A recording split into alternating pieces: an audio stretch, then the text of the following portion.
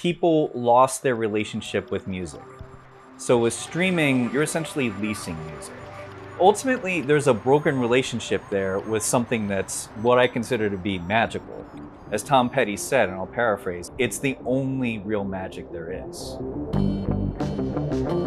One of the most exciting things is when I have customers come in here that say they don't have a turntable. My head starts spinning with possibilities. I think people like having a collection of music because it says a little bit about who they are and their personalities. And I think it says something where it's like you care about music enough to have a music collection. And I love building bonds and relationships with people to help them curate a collection and keep it growing over the years.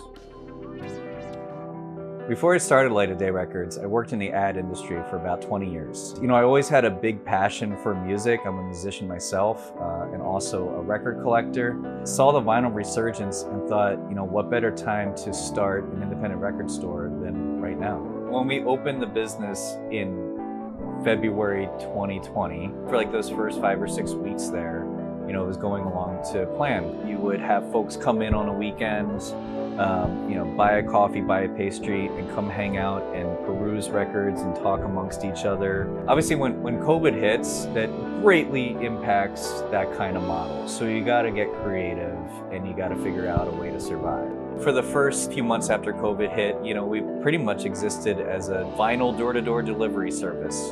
You know, when you open a store and you have all your dreams tied to it, it's like, all right, well, something happened outside of my control, but I'm gonna do whatever I can to control the aspects that'll hopefully keep the business alive. And, you know, here we are 2 years later, almost to the day, and we're still here.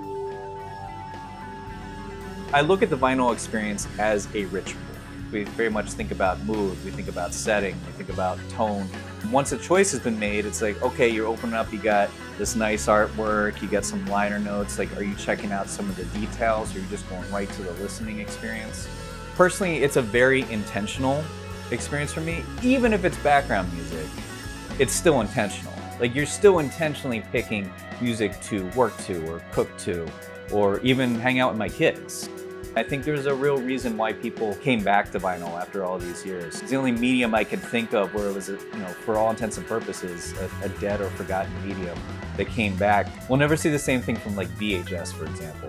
Where I want to give credit is in those dead years. Collectors and indie stores still held on to the format, still believed in it. And so I think about those years, and I know some of these folks, and I feel like every time I see them, like, I gotta like thank them, you know, because I'm like, I'm just kind of riding on your coattails. Like, you kept the medium alive. Like, you kept it breathing all those years. For me, you know, my relationship with vinyl, it's intimate, it's special. I think it's a small miracle that vinyl came back. And I don't take that miracle for granted.